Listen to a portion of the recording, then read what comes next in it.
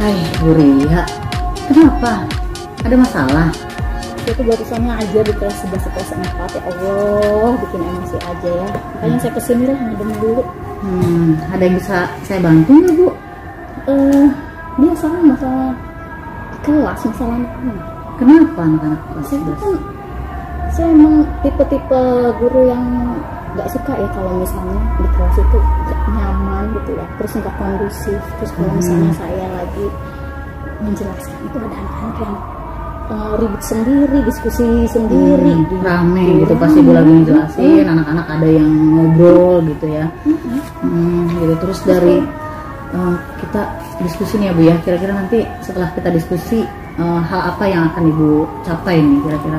Pengennya seperti apa sih? Maunya ya, maunya setiap kali pembelajaran itu supaya materi ini nyampe ke anak, terus anak juga, harapan kita kan anak itu bisa gitu ya. Paling tidak di kelas itu harus kondusif lah, terus anak harus fokus. Tenang, kondusif, anak-anak fokus gitu ya. Itu di kelas berapa aja Bu Ria? Tadi masuk kelas berapa? Tadi saya masuk di kelas 11 IPS 4. Tapi menurut saya ya, di kelas yang saya ajar, terutama di kelas 11 IPS 1 sampai IPS 4 memang Semua kelas 11 IPS tuh ya? ada permasalahan yang sama gitu. Sama, jadi kurang kondusif, rame gitu ya. Bu Ria ngajar di kelas berapa aja?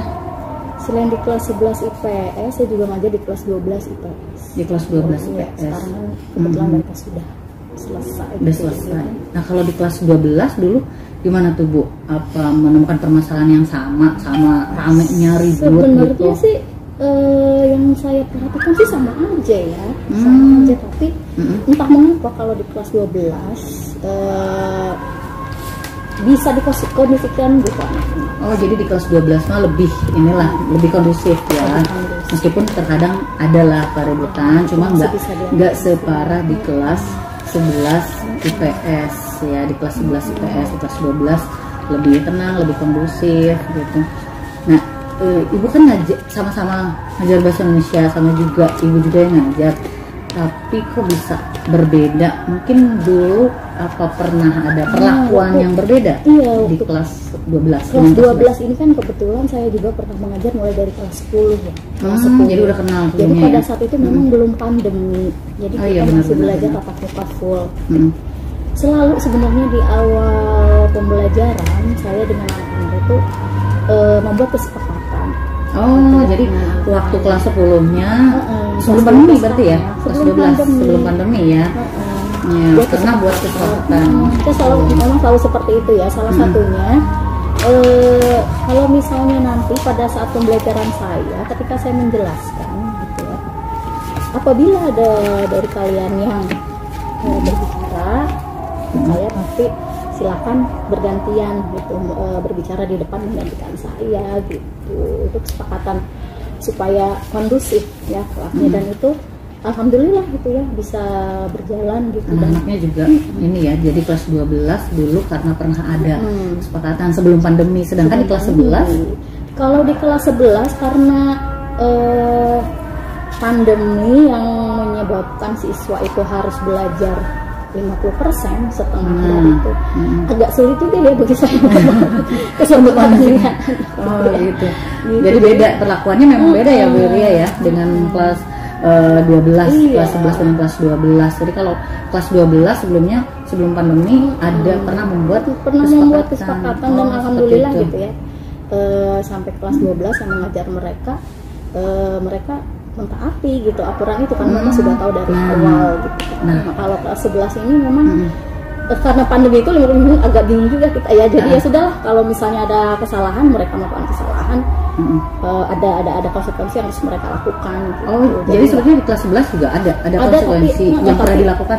Kalau misalkan lagi rame, lagi ribut, biasanya Bu Ria apa yang dilakukan kalau di kelas 11 IPS tuh? Di kelas 11 ya itu ya, ketika saya menjelaskan terus ada yang berbicara atau ada yang nyeletuk atau ada yang berbicara dengan temannya gitu, kan agak terganggu tuh ya. Terganggu sekali kan. Terus akhirnya muncul dengan sendirinya itu. Kalau misalnya pada saat itu ya, nanti setelah ini kalau misalnya ada di antara kalian yang ribut atau berbicara ketika saya menjelaskan, kalian bergantian ya menjelaskan materi yang sedang saya jelaskan hari ini. Oh, jadi apa ya? Kalau secara kesannya seperti ancaman kalau seperti itu ya. Jadi kalau ada yang ribut nanti seperti ini gitu. Waktu itu seperti itu di kelas 11. Tapi menurut Bu Ria itu berhasil enggak? Gitu lagi apa gimana itu? Ya masih sih kadang-kadang seperti itu sampai tadi masih jengkel ya rasanya ya gitu. Nah, menurut Bu Ria nih, Bu Ria sendiri kan berarti memperlakukan hal yang berbeda kan di kelas 11 dan kelas 12 tuh ya. Nah, di kelas 12 tadi Bu Ria membuat kesepakatan gitu kan waktu kelas 10-nya. Pernah nggak terpikirkan sebelumnya? Nah, nanti di kelas 11 tuh apa yang harus dilakukan gitu? Apakah harus sama dengan kelas 12 gitu? Kalau sekarang ya barangkali karena kita juga sudah mendekati PAT ya. Jadi ketika nanti mereka kelas 12 baru akan saya coba untuk buat kesepakatan kembali. Karena mudah-mudahan sih pandemi udah berlalu dan kita bisa tatap muka secara full. Jadi udah planning juga berarti ya? Udah planning. Jadi rencananya nanti berdasarkan pengalaman ya, berdasarkan pengalaman kelas 12 sebelumnya. Nanti kelas 11 ini nanti di awal pelajaran. Iya, nanti insya Allah rencana saya karena sudah full juga, mudah-mudahan ya kita buat kesepakatan bersama ya. Oh, jadi buat kesepakatan bersama nanti ya. Nah, itu udah bagus kayaknya. Memang sebaiknya seperti itu gitu ya. Jadi waktu dulu aja berhasil kan anak kelas 12-nya. Nah, bisa meredam nggak separah yang anak-anak sekarang. Karena anak sekarang ibaratnya tadi itu kata Bu Ria, kalau ada yang ramai baru ada seperti ancaman. Karena perlakuan Bu Ria yang berbeda ya. Kalau nanti anak-anak kelas 11 ini naik kelas, di awal semester akan melakukan seperti itu. Kayaknya ide yang bagus sih Bu, setuju saya juga seperti itu. Jadi nanti di awal tahun ajaran baru ya. Iya.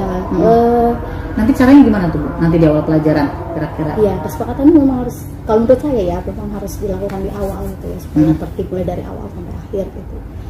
Tentu saja nanti akan saya buat sebuah kesepakatan. Salah satunya mungkin banyak hal gitu yang harus harus ditaati oleh siswa ketika di kelas itu. Tapi salah satu yang menurut saya paling krusial adalah ketika ya itu tadi ya, membuat suasana kelas yang kondusif gitu, yang nyaman, anak-anak fokus pada pembelajaran gitu ya. Saya membuat kesepakatan salah satunya bagaimana menciptakan suasana kelas yang kondusif gitu bagi kalian ya. Gitu. Misalkan nanti saya sampaikan seperti itu kesepakatannya ya nanti.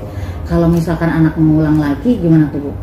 Misalkan itu kan kesepakatan kita menciptakan suasana yang kondusif, tapi kan ya ada aja mengulang lagi, gimana nanti kira-kira?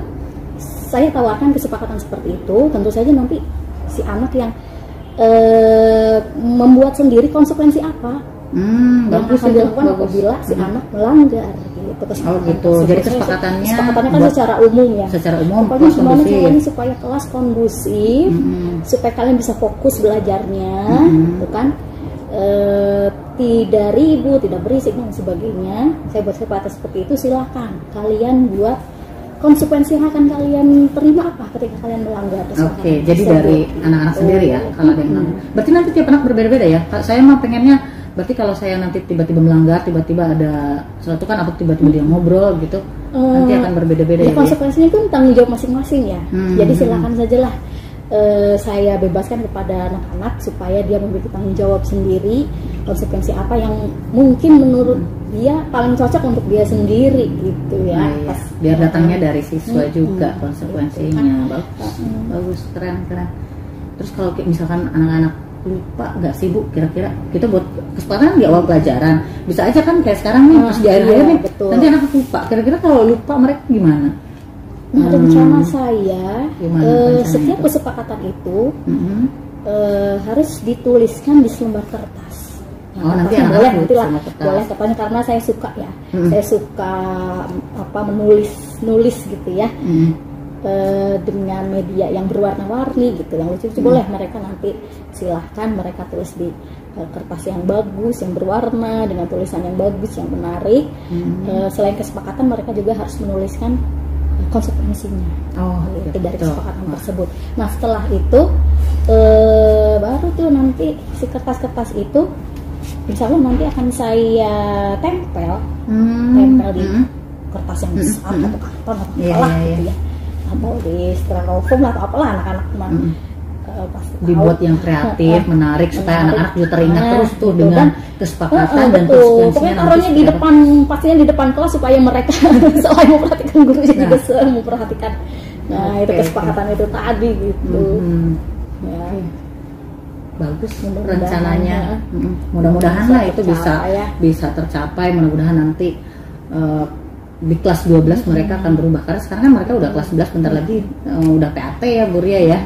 Iya, memang agak sulit di awal-awal ya itu tadi lah ya, pandemi ini memang ya sedikit menghambat itu ya, apa sih namanya, karakter anak-anak gitu kan. Iya, tapi sekarang kan udah tahu ya Ibu, udah tahu nanti berarti nanti udah tahun ajaran baru nih, karena kita tinggal seminggu lagi belajar ya, dibuat kesepakatan tadi kata Bu Ria ya, yang mudah-mudahan berjalan dengan baik gitu. Amin. Jadi sekarang udah dapet solusinya ya Bu Ria ya. Insya Allah nanti diterapkan, rencanakan nanti di tahun ajaran baru ya.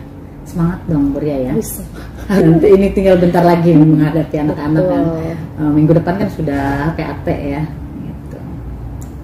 Oke, mudah-mudahan. Ini atas curhatan saya. Sama-sama Bu Ria, mudah-mudahan sukses ya. Ya sama-sama.